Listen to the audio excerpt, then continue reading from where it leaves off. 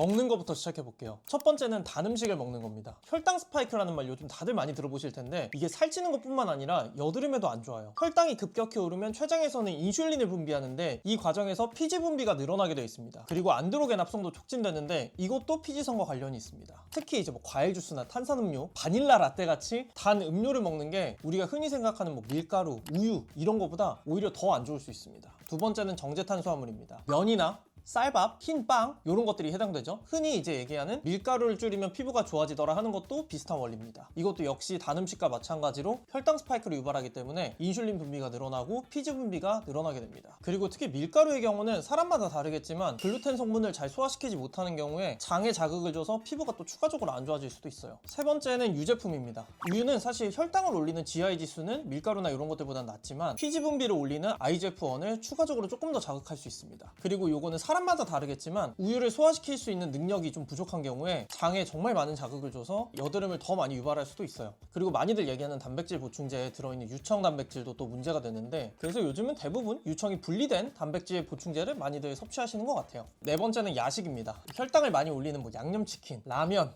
이런 것들이 뿐만 아니라 음식을 제대로 소화시키지 않고 자게 되면 자는 동안 당연히 일어나야 될 피부 재생을 제대로 못하게 되고 피부 장벽이 점점 약해집니다. 또 수면 중에 소화기관이 계속 이제 일을 하게 되면 신체에서는 코르티솔이라는 호르몬이 분비가 되는데 이게 스트레스 받을 때랑 비슷한 상황이거든요. 이 코르티솔도 피지 분비를 자극하고 또 면역력을 떨어뜨려서 여드름균이 쉽게 생길 수 있는 환경을 만듭니다. 다섯 번째는 술을 드시면서 물을 많이 안 먹는 겁니다. 알코올은 기본적으로 피부 염증을 유발하기도 하지만 분해하는 데 있어서 수분을 정말 많이 필요로 하고 또 수분을 배출하는 역할을 하기 때문에 술을 먹으면 먹을수록 우리 몸에서는 수분이 부족해집니다. 몸에 수분이 부족하면 피부 장벽이 약해지고 각질이 과도하게 생기면서 피지 분비량도 같이 늘어납니다. 그래서 술을 먹는 것 자체가 사실 안 좋지만 술을 드실 때는 물을 꼭 술에 이제 2배 먹어라 이런 얘기를 많이 하죠. 사실 이거는 커피를 많이 드시는 분도 해당입니다. 여섯 번째는 매운 음식입니다. 매운 음식을 먹으면 체내 열이 상승하게 되는데 체내 열이 상승하면 피지 분비가 늘어나서 여드름이 심해집니다. 그리고 매운 음식은 장에도 자극을 주고 또 혈당을 많이 올리는 떡볶이 같은 음식들이 많기 때문에 매운 떡볶이를 밤에 먹고 자는 건 최악입니다.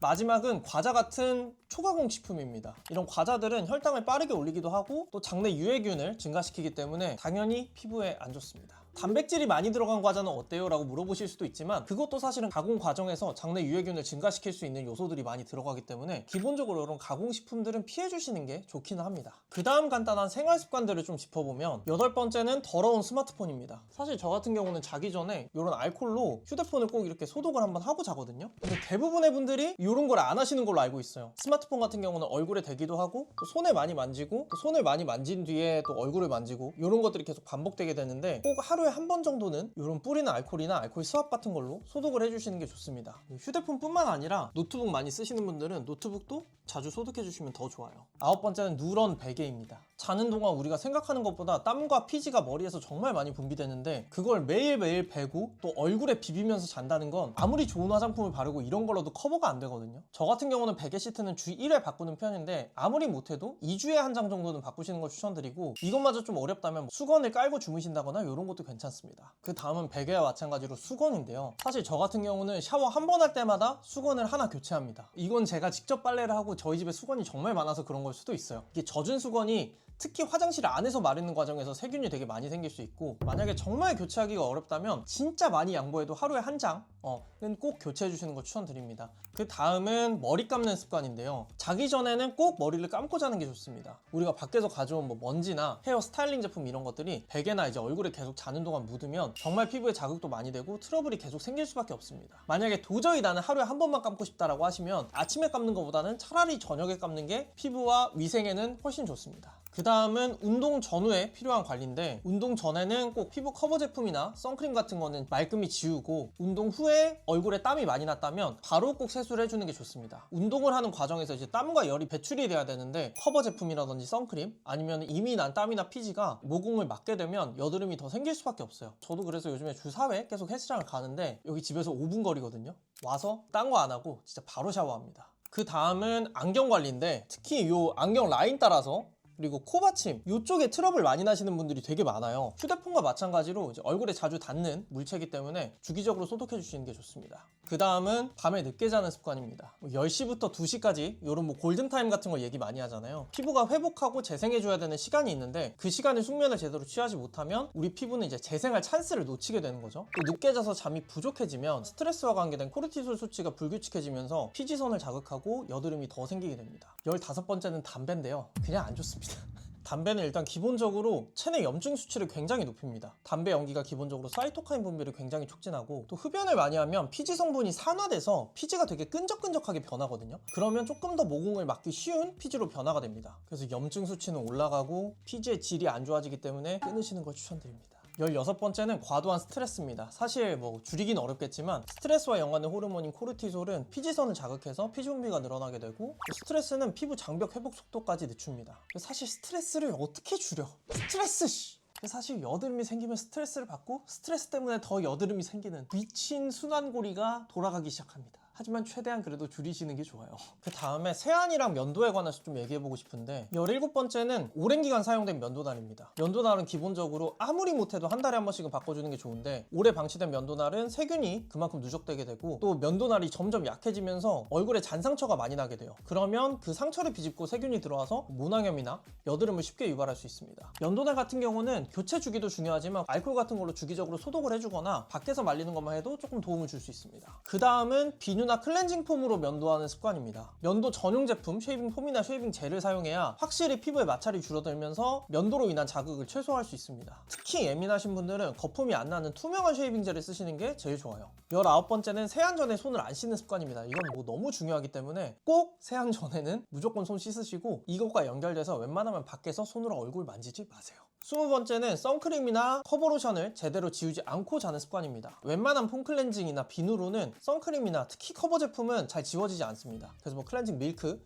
워터, 오일 같은 1차 세안제에 익숙해지시는 게 좋습니다. 차라리 이런 1차 세안제를 쓰고 폼 클렌징을 안 쓰는 게 피부는 더 깔끔하게 지워지면서 자극을 최소화할 수 있는 방법일 수도 있어요. 21번째는 극단적인 물 온도입니다. 너무 뜨거운 물은 피부에 너무 많은 자극을 주고 또 너무 차가운 물은 피지를 제대로 씻어주지 못합니다. 그래서 항상 강조드리는 미온수, 이건 세수할 때, 샤워할 때 다 마찬가지입니다. 22번째는 샤워기로 얼굴을 지지는 습관입니다. 사실 요거는 수압을 적당히 조정하고 온도를 너무 높이지만 않는다면 그렇게 나쁘지 않을 수도 있어요. 하지만 대부분의 분들은 풀 수압으로 그리고 몸을 샤워하던 약간의 뜨거운 물로 얼굴을 지지시기 때문에 살짝은 더 시원하게 해주시고 수압을 조금만 줄여주시면 좋겠습니다. 23번째는 비누로 세안하는 습관입니다. 비누는 기본적으로 클렌징 폼보다 조금 더 뽀득뽀득하게 만들 수밖에 없어요. 이렇게 뽀득뽀득한 느낌을 좋아하시는 분들도 있겠지만 사실 이런 뽀득함이 지속적으로 피부 장벽을 악화시키고 피부가 수분을 쉽게 빼앗기는 상태로 만듭니다. 웬만하면 데일리로는 약산성 클렌저 쓰시는 게 좋습니다. 24번째는 세수하고 대충 헹구는 습관입니다. 잔여 세안제나 뭐 선크림 이런 것들이 피부에 남아있으면 피부를 자극해서 트러블이 생기기 때문에 아무리 귀찮아도 20번은 꼭 챙겨주시면 좋겠습니다. 25번째는 수건으로 얼굴을 문지르는 습관입니다. 수건으로 얼굴을 닦을 때는 항상 이렇게 톡톡톡 물기만 제거해 주시는 게 좋고 이와 연결돼서 물기를 아예 안 닦으시는 분들도 있는데 그 습관은 또 물이 마르면서 피부에 있는 수분을 가져가기 때문에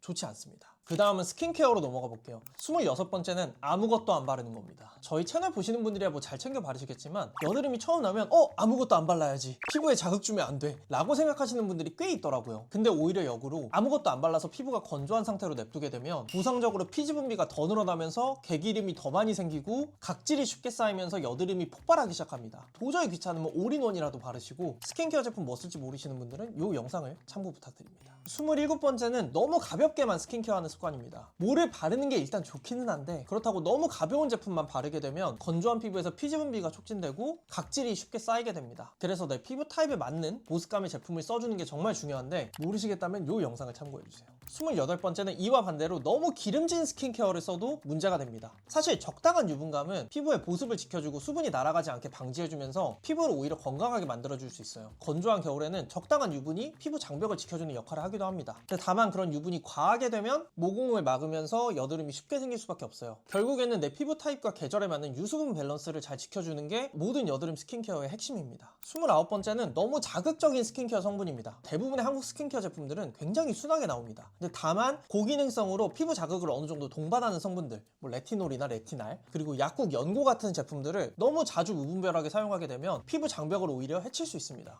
30번째는 너무 잦은 각질 제거 제품 사용입니다. 바하나, 패드, 필링젤 이런 것들이 주기를 잘 지켜줬을 때는 오히려 여드름 관리에 도움이 될 수 있지만 이런 것들을 너무 과도하게 써서 피부 장벽이 손상되는 경우에 피부 장벽이 점점 약해지면서 여드름이 더 많이 생길 수 있어요. 31번째는 스킨케어 제품을 너무 오랫동안 방치하는 겁니다. 스킨케어 제품도 먹는 거랑 마찬가지로 유통기한이 정말 정해져 있는데 이런 거를 특히 이제 습한 화장실 같은 데서 보관을 하면 조금 더 위험할 수 있어요. 32번째는 특정 성분에 대한 알러지 반응 때문에 여드름이 생기는 경우입니다. 대부분 여러분들이 조금 오해하시는 게 오히려 이런 알러지 반응들은 천연 성분에서 나오는 경우가 굉장히 많아요. 흔히들 진정에 좋다고 알려진 병풀, 팁트리, 알로에 이런 것들이 대부분의 분들한테는 잘 맞겠지만 나에게 맞지 않는 경우에는 알러지 반응을 통해서 여드름이 생길 수 있습니다. 33번째는 스킨케어 제품을 너무 무분별하게 쓰는 경우입니다. 뭐 이게 좋다 그래서 저거 썼다가 계속 바꿔버리고 기준이 없이 쓰다 보면 내 피부에 안 맞는 걸 쓰게 될 확률이 굉장히 높아요. 기본적으로는 보습감, 유수분 밸런스 맞추는 거를 첫 번째로 두시고 세안 후에 바르는 스킨케어 제품은 최대 진짜 3개에서 4개 정도로 줄이시는 걸 추천드립니다. 그 이상 바르면 사실 흡수도 제대로 안 되고 오히려 모공이 제대로 숨을 못 쉴 수도 있어요. 마지막 3가지는 특정 영양소가 부족한 경우인데 34번째는 유산균입니다. 장이 피부와 연관이 많다는 거는 모두들 알고 계실 텐데 유산균은 장내 환경을 건강하게 유지해주는 역할을 하기 때문에 기본적으로 웬만하면 챙겨 드시는 게 좋습니다. 그 다음은 비타민 C입니다. 비타민 C는 기본적으로 면역력의 기초가 돼서 염증 반응을 줄여주기도 하고 또 미백에도 효과가 있기 때문에 여드름이 남기고 간 흔적을